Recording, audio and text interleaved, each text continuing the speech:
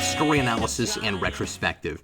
If you haven't seen this film, you might want to before listening to this review. The LEGO Justice League movies have often been a silly, refreshing escape from the mediocre to awful direct-to-video animated films we got through the 2010s in the 2D New 52-inspired DC Cinematic Universe.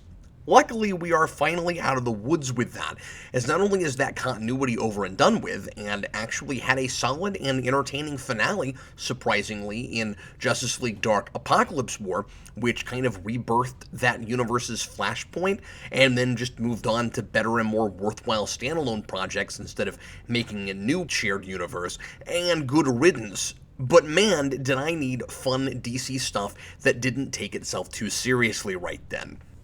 Oh, you know, there was a lot of geek speak in that opening diatribe. If everything I've said so far sounds like I'm speaking in Kryptonian to you, I apologize. Here's a brief history lesson. In 2011, DC Comics decided it needed a total rebranding and reboot in order to appeal to new readers. So it did something DC does every so often and restarted its line by resetting its universe in continuity with something usually called a crisis. But here, it was called Flashpoint. That was an event in which Flash accidentally alters the fabric of reality to look like whatever the company thinks might sell better, which became the New 52, because 52 titles were all launched simultaneously, and DC is obsessed with that number. This time, instead of just simplifying the history and characters, it started allegedly from scratch, so that newcomers could read from the very beginning of each hero's adventure, like with Superman and Wonder Woman. Except for characters who were too popular in the moment, like Batman and Green Lantern. Yeah, there was a time when Green Lantern was a huge top-tier selling title for DC, whose entire canonical history is vaguely left intact, except for anything editorial decided to retcon, and is said to happen in only a few years' time. A lot of the books were made darker and edgier, but often in a dated 90s way, and everyone was given a new armored costume with way too many lines on it.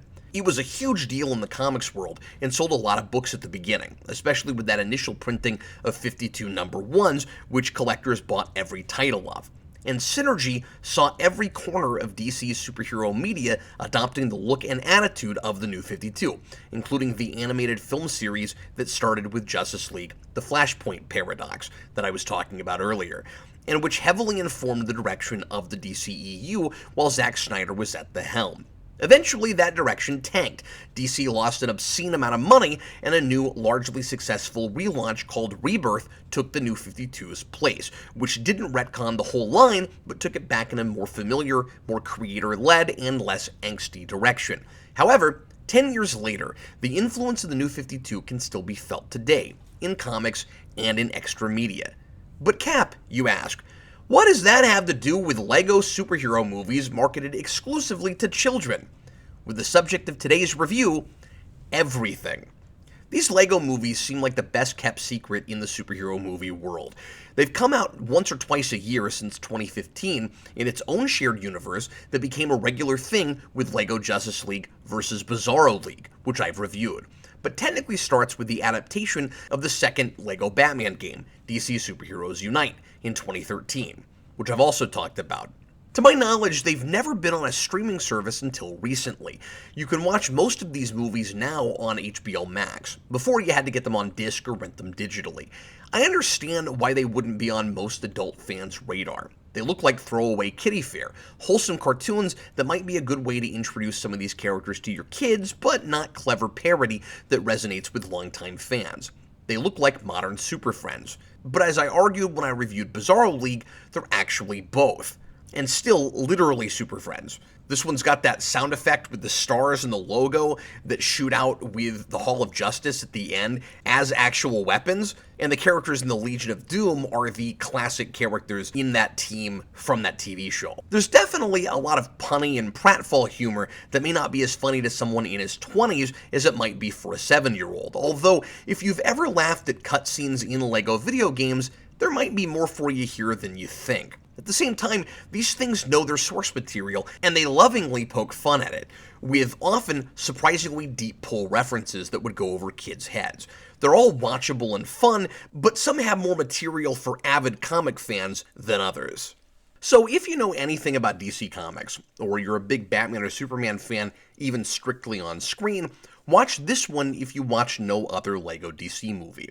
The second Justice League outing, Attack of the Legion of Doom, is my favorite of these, and it blindsided me with its surprising satire of modern, cynical, angsty superhero deconstruction and attempts at more realistic stories generally, and the New 52 in particular.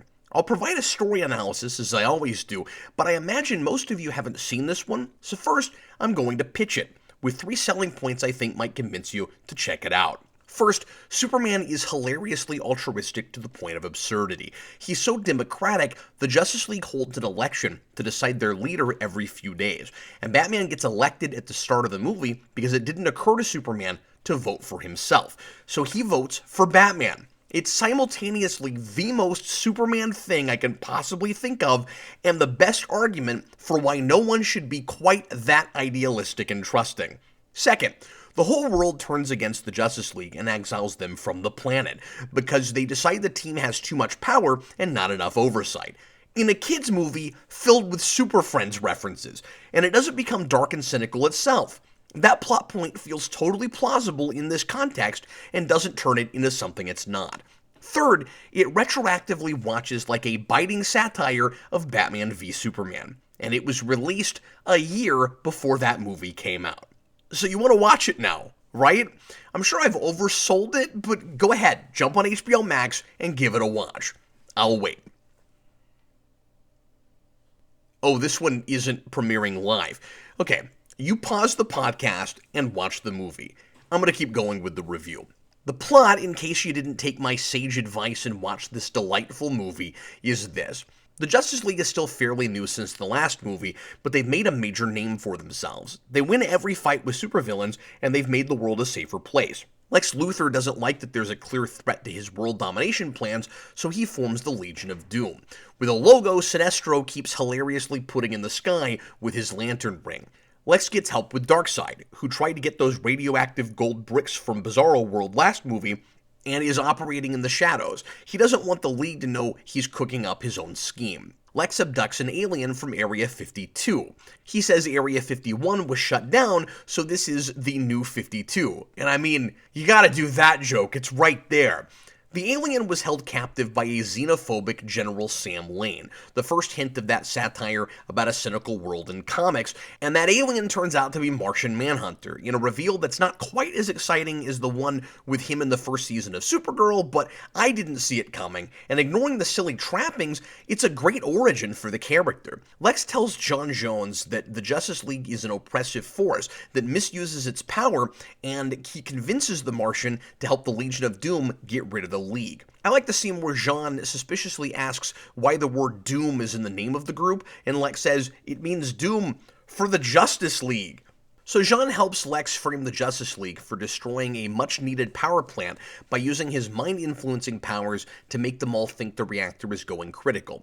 And the team launches the reactor into space despite reluctance from Cyborg, whose mechanical mind is immune to Martian Manhunter's power, and he can see that nothing's actually wrong through his robot eye. So the World Court, which sounds like something out of Adam West Batman, banishes the Justice League from Earth, and herd mentality sets in with the citizens who turn against the team as quickly as they fell in love with them, including Lois Lane, whose father, by the way, is largely to blame for a lot of this. We hear such well-considered opinions from the crowd when they leave as, "I used to like them, but now I don't." Batman, still leading the team, plans to find clues and return to Earth, which doesn't make a lot of sense because they're in space. I don't know what kind of clues they're going to find about being framed by the Legion of Doom in space, but that plan is thwarted when Sinestro boom-tubes the team to the other side of the galaxy? Universe? He uses both words in different scenes. Apparently he's not sure how far he's thrown them. Cyborg puts a decoy robot on the Javelin with the rest of the team and stays behind, like Batman wanted to do, in order to find out how they were framed, and he discovers a device in the League's computer planted by Jean, which gave them the initial false information that made them believe the plant was in trouble. Ultimately, Cyborg teams up with Martian Manhunter, who realizes after impersonating Black Manta and sniffing Lex out that he's on the wrong side, because Lex is terrible at pretending he's not evil, and yeah, he probably should have figured that that out earlier, but he's a confused alien who doesn't know who to trust, and Lex did free him. It's also a Lego movie, and nobody's all that smart in these. Cyborg and Manhunter force Sinestro to use Darkseid's father box to bring the League back from the other side of the galaxy, or universe, and with the help of Cyborg's new modifications to the Hall of Justice, which can now be used as a flying fortress replete with weapons, just like the Hall of Doom, they defeat the Legion and Lex goes to prison. Lex makes a communicator in his cell, somehow, and contacts Darkseid, who refuses to break him out on account of his incompetence, and instead decides to team up with Brainiac as sequel bait for the next film, because so many Superman and Justice League stories, no matter the continuity, end with a Brainiac tease. One of the things that impressed me about this movie is that a more serious story could easily be told utilizing the same basic plot points. It's a legitimate Justice League plot. It's less farcical and more compelling in its own right than the Bizarro League story, just infused with the same Saturday morning cartoon sensibilities and trademark Lego humor. Sure, something more sophisticated wouldn't see villains competing in an obstacle course you'd see in a Japanese game show to be in the Legion of Doom. I do not, by the way, understand why Man-Bat is there, and the Trickster probably wouldn't show up at the beginning with a plot to set off a giant stink bomb. The third act confrontation probably wouldn't be toy fortresses hovering in the air like children are holding them at arm's length, shooting at each other for 5 minutes. But the broad strokes aren't too far off from stories an adult viewer might take seriously in a mainline animated DC movie, or even a live-action one. That's partly why it's a good parody. There's an authenticity to the storytelling that makes it funnier than if it was just a strung-together series of events with no internal logic. It's the difference between a satirical story and a skit or a sketch. The characters are still pretty much archetypes, but there is a beginning, middle, and end, and there is at least one character who gets a real arc. So I'm about to break down the 3 uncanny similarities between this and BVS, but I don't want to seem hypocritical. When I wrote my memoir-length miniseries on that movie, I often compared that story to a cartoon. There are a lot of elements there that feel like things kids would do with action figures, like the pointless Batmobile chase and a big monster showing up at the end after 2 heroes that have to fight because it's cool suddenly seem like great friends. But things like Lex trying to prove to the world that Superman is too good to be true, and Batman deciding to take Superman down because he has good reason to believe Superman is a threat to the planet, have tons of story and thematic potential. They just aren't handled in a mature or intelligent way there. So yes, BVS looks like the kind of cartoon this is, but thinks it's Citizen Kane, and I'm not saying this Lego Justice League movie has a sophisticated story because it has story elements that are in BVS. I'm saying that there's a solid comic book plot in this movie, even while it's satirizing stories that are like BVS. And sadly, even in the context of a goofy parody, the things both movies are doing make more sense and are more effective here than they are in BVS. So here are those similarities. A, the world loves the Justice League at the start here, just like they do Superman in BVS, and they're easily turned against our heroes, also like in that movie. This is a world of simple-minded, gullible idiots who need superheroes to solve all their problems for them, like in 60s Batman, because this is making fun of groupthink and drones who listen to whatever the media tells them. So I believe they all love the heroes, and that they all turn on them when the team gets framed. I didn't buy most people trusting Superman at the end of Man of Steel in the first place. B, Lex has a frame-up plot designed to turn everyone against the heroes, just like he does in BVS with Superman. Except I understand what he's doing and why here, and there's nothing convoluted about it. He's even using an extraterrestrial being with Martian Manhunter, kind of like he does with Zod/Doomsday in BVS. Lex is still a master manipulator who uses people to his own ends. He's even planning to double-cross Darkseid here, and he's also not good at hiding his sinister motives. But that's because it's funny and on purpose.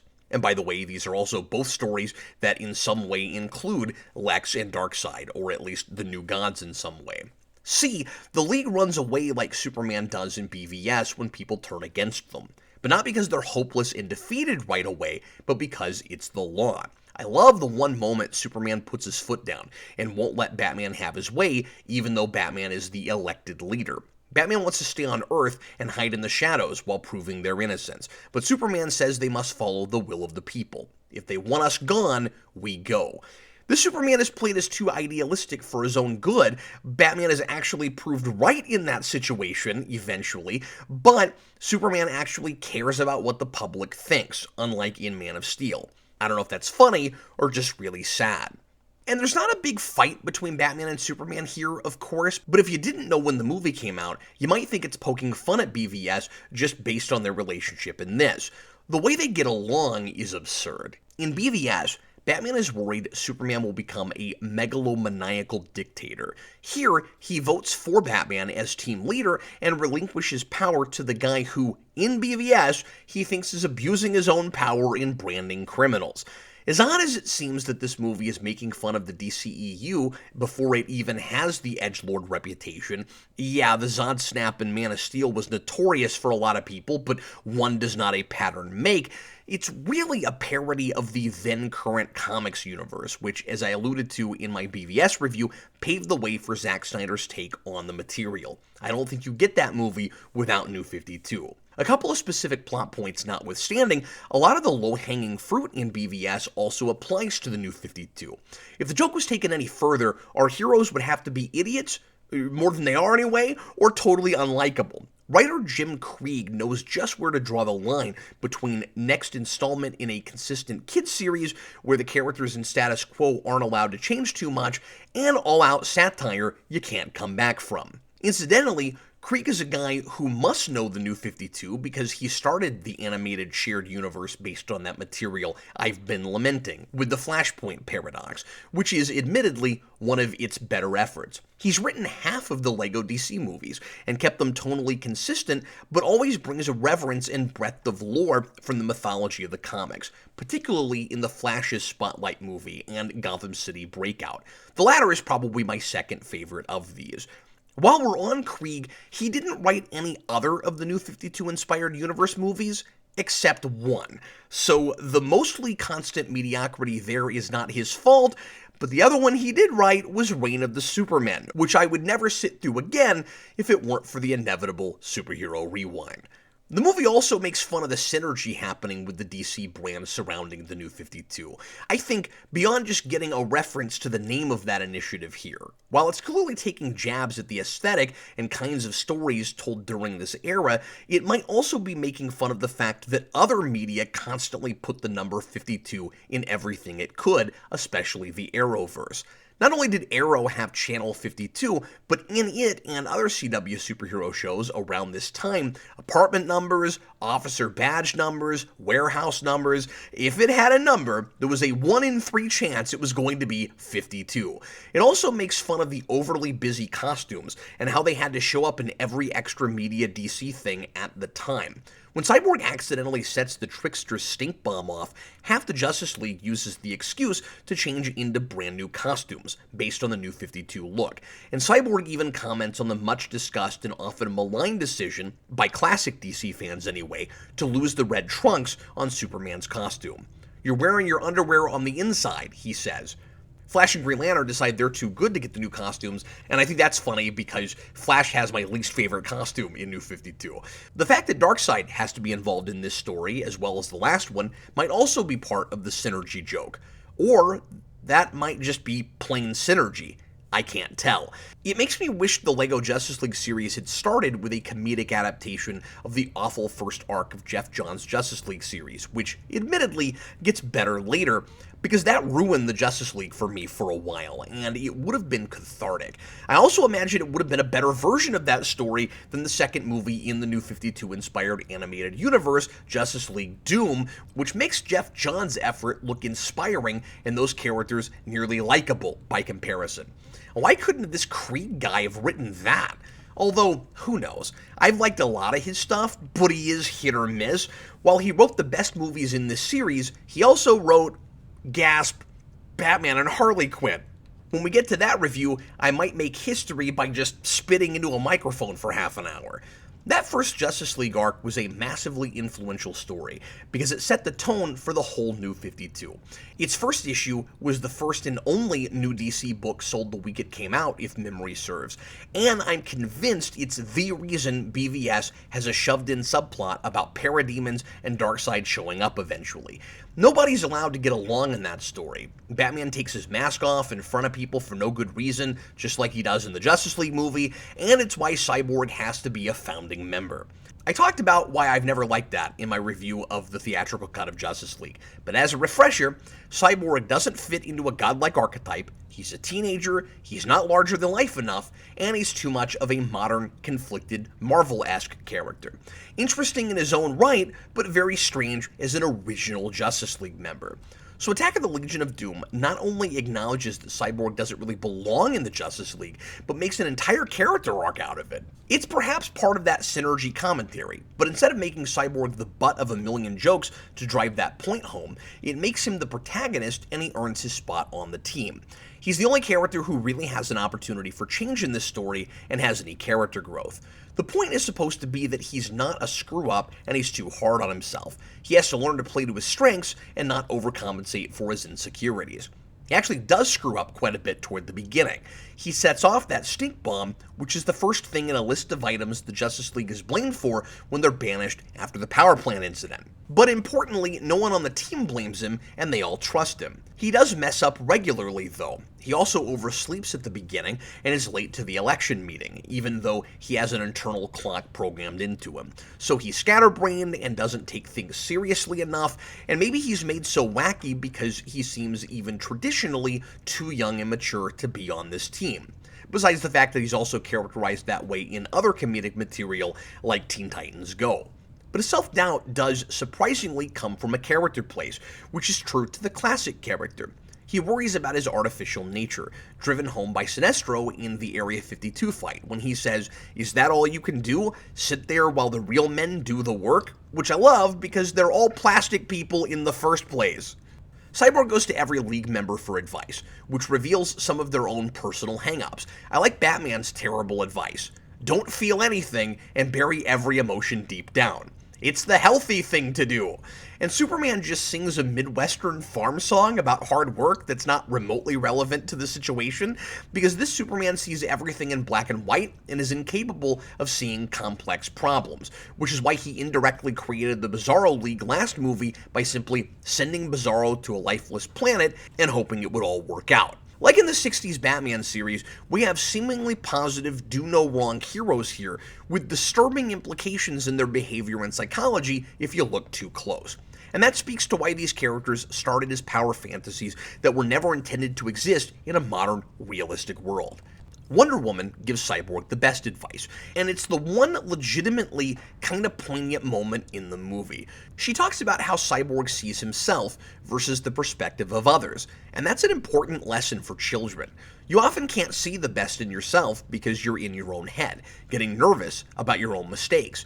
And Cyborg, perhaps even more so, because he operates with two separate brains. Maybe literally. He's a classic half-breed, like Spock, with two conflicting sides. In this case, the human and the machine. The machine is totally analytical. It takes the good with the bad. If only he looked at all the data, like he does when he sees both the illusion and the reality with the fake reactor breach. But his human side gets in the way, telling him he's not good enough. And yet, he needs his human side, because it's also the one that cares about his friends. That's what separates him from the decoy, Cybot, that he sends with the Justice League into space. It's ultimately that synthetic part, blended with his humanity, that adds something unique and valuable to the team, like his ability to avoid mind manipulation and his mechanical skills, which at first he uses to upgrade himself, thinking the problem is that he's just not powerful enough. He tries to compensate by making himself more machine instead of listening to his human side. He doesn't hear Wonder Woman's advice at all, and instead decides he needs superficial improvements, like adding a lot of guns to his shoulders. He uses that talent to improve the Hall of Justice rather than himself, in a nice payoff to the setup to his tinkering hobby at the beginning. I think his mistake in trying to be more than he is, rather than being himself, should be more central to his arc, and there isn't enough of a consequence to that beyond General Lane saying, "Look at all the guns on the robot one," when the world turns against the League. But otherwise, it's a good lesson for kids, and it's a well-structured character thread. I especially like that Cyborg's ticket to find his confidence and significance is in his perception, what he can literally see that no one else can, after Wonder Woman's speech about other people's perception of him. The way his mind is discussed is inconsistent with what we see, though. We're told, I think by Batman, that Cyborg is immune to Martian Manhunter's mind powers because he doesn't have an organic mind. But he isn't really immune, it's just in one eye, which would imply he has an organic mind and a computer. You know what? Forget it. It's Legos. The fact that I'm even wondering about this is a testament to how competent the storytelling is in a thing that could easily get away with phoning in the internal logic completely. I like Wonder Woman a lot in this movie. She's the sage Superman kind of is, but with more actual wisdom and a more nuanced understanding of people. In the previous film, she was kind of just a generic girl who liked girly stuff. Here, she's more mature and takes sort of a background leadership role. Like she's the real brains of the operation, but it's a secret only she knows. And that's kind of a stereotype too. The boys are all dunderheads who think they have everything figured out, and it's the more intelligent and down-to-earth girl who actually keeps the group together without telling them about it so that they can hang on to their machismo. But I expect archetypes and stereotypes in a thing like this, and I'd rather have that than the airhead cliche, because this way she has a real purpose and feels more like the real Wonder Woman character. And like Superman, she puts her foot down when she thinks heroes aren't doing the right thing. Like toward the end, when Flash and Green Lantern won't stop bickering about who's saved the most animals. Heroes do not keep score, she says. Flash and Green Lantern are the weak links of the movie, with an ongoing rivalry that's supposed to be a running gag, but I don't think is funny at all, and wears thin almost immediately. They learn nothing by the end, arguing about which of them is best at not keeping score, and end up as plot devices to help the story progress through the use of their powers, which are used in fun ways, like when Green Lantern makes a giant cross-eyed Flash head in the Trickster fight, but that's about all they bring to the table. Speaking of the Trickster, that's another fun in-joke, and for extra media this time. Trickster is constantly confused for the Joker, which drives him crazy, and he tries to make a distinction between tricks and jokes, but it's a real fine line. It's like the difference between jokes and riddles. And now I want to follow up to the war of jokes and riddles, the war of jokes and tricks. But even better than that is the voice casting. Mark Hamill is the Trickster, because he played him in the 90s Flash live-action series, and has continued playing him the sparse number of times that character shows up in other series, like Justice League Unlimited and the CW Flash series, where there are two versions, and he's the elder one. He's careful to make it sillier and less demented than his Joker. Mark Hamill also voices Sinestro in this movie, which actually takes me out. He just sounds too much like him for such an off-the-beaten-path choice. It reminds me a little of his Hobgoblin from the 90s Spider-Man series. But I still love that choice just because he's playing not one but two roles in a movie that does have a cameo from the Joker in the obstacle course scene, and he's voiced there by Troy Baker and not Hamill. That's hilarious. The comedy isn't always brilliant. There's a lot of typical cartoon slapstick and puns that don't do anything for me, but might make little kids laugh. Mileage varies with punny humor. I like a lot of puns, but the stuff here is pretty routine. I get that I'm not the real target audience for this, and I'm impressed with just how much really is here for me. The stuff I most tune out for is the immature, sometimes bathroom humor. There's not a ton, but there's enough that it's mildly irritating. Not just the stink bomb, but Sinestro flushing the Justice League down a drain in space, and then he cannot stop talking about how clever he is for doing a toilet gag, and jokes like Superman misunderstanding the figure of speech butt out and saying Batman would never tell you to stick your butt out. Okay. I also appreciate how the characters in the world continue to play everything straight, like everything about this plastic building block world is totally normal, even when they themselves are silly. With the exception of people not knowing what high fives are because they have claw hands. I mean, that's funny, but why would anyone say high five in a world where no one has 5 fingers? The Darkseid is the best example of that.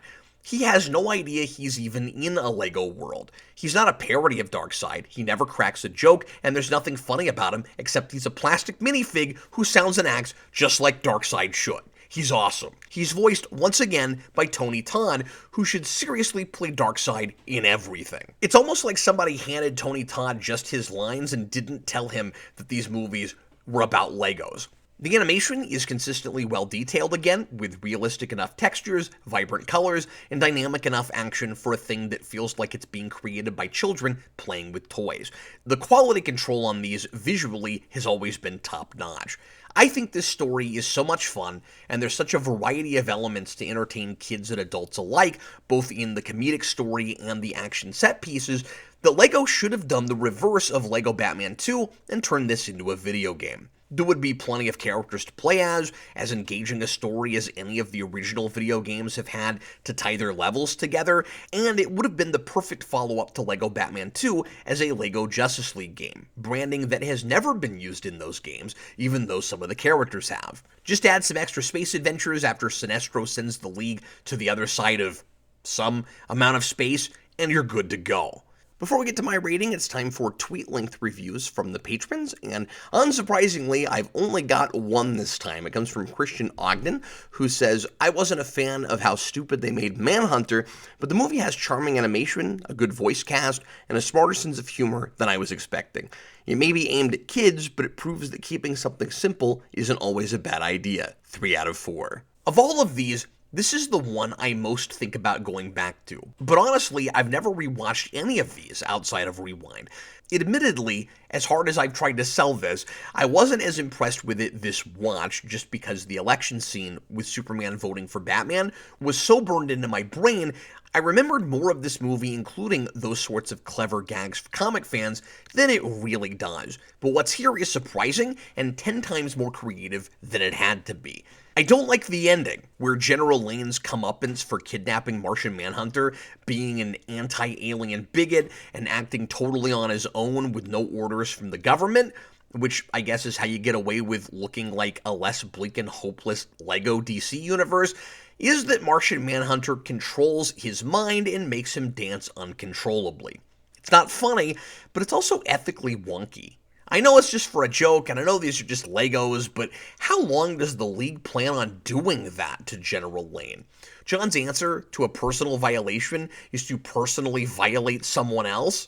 Okay, I don't mean to take this thing too seriously, but that's the farthest over the total farce line it crosses, and there's nothing else like that in the movie. Why do so many of these animated superhero comedies have a difficult time coming up with a memorable joke to leave us with? So, taking the delightful with the lame, I'm giving LEGO Justice League Attack of the Legion of Doom a 3 out of 4.